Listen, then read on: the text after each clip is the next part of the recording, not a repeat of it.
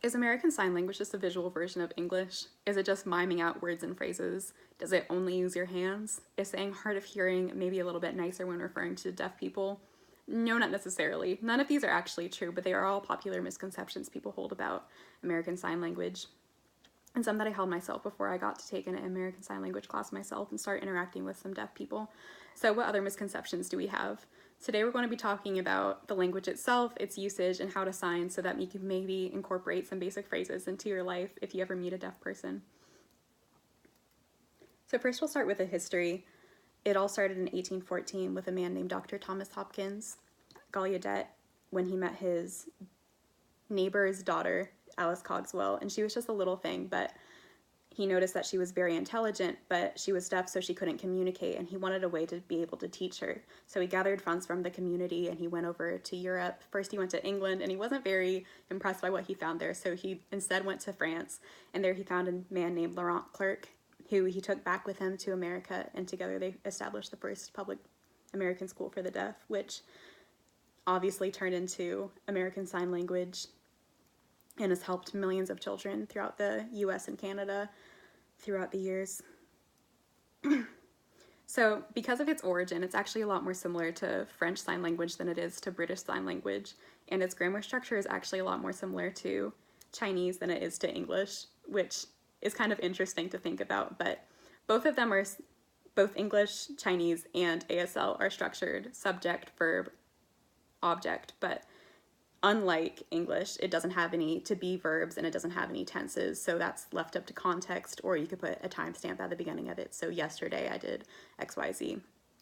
So if I wanted to communicate the woman drank tea last week, I would sign something in an order. It would probably look more like week past, woman drink tea, which is a little bit complicated to think about, but it's the language. A lot of grammar also comes from the face and your eyebrows, so obviously your face should kind of mimic what you're talking about, so your expression should match what you're saying. And your eyebrows should be up if you're asking a yes or no question. Your eyebrows should be down when you're asking a WH question, or one that might have a more extended answer.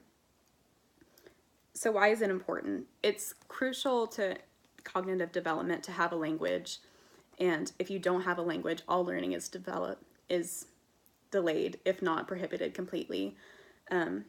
Also, through interacting with people and having that language and having discussions, you learn social interactions. And if you don't learn that, you tend to have some kind of social difficulties when you grow up. And it's also kind of linked to some disorders and problems in the future, so that are like anxiety and ADHD. So it's really important that children have language. It can also be extremely frustrating if you're not able to communicate what you're intending to and your thoughts and your feelings. In 1998, the U.S.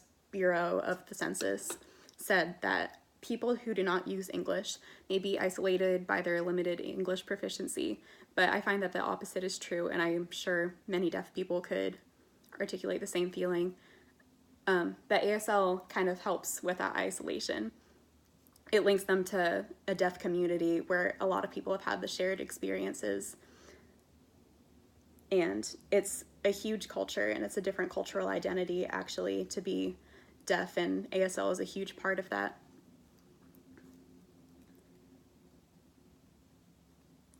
So we're going to be talking about some different phrases that you can use. So the first one, there's a little thing for it here, but it's just hello.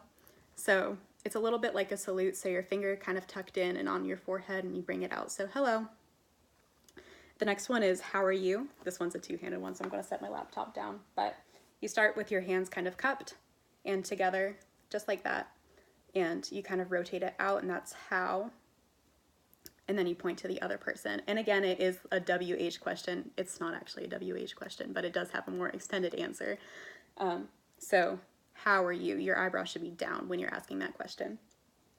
And the last one is nice to meet you. So start with your non-dominant hand faced flat and facing towards the ceiling, and take your dominant hand and you slide it across. That's nice. And then the next word, to meet. So both your hands should have one finger pointed up, your thumb tucked over your other fingers, and say you're this person and this is the other person. You're meeting each other. So that's meeting each other, but it should be phrased this way. So nice to meet you. And so all of these phrases can be very helpful in your life if you ever meet a deaf person. Certainly if you only know these phrases, you can't have an entire conversation with them, but it can at least kind of make their day and alleviate a little bit of stress for them, and just so that you kind of respect them. And a lot of these people have unfortunately been kind of marginalized in popular society, so just even knowing a couple of the phrases can really make their day. So I hope you're able to take some of this information out into your life, share it with a friend, and make some deaf people's days. Thank you.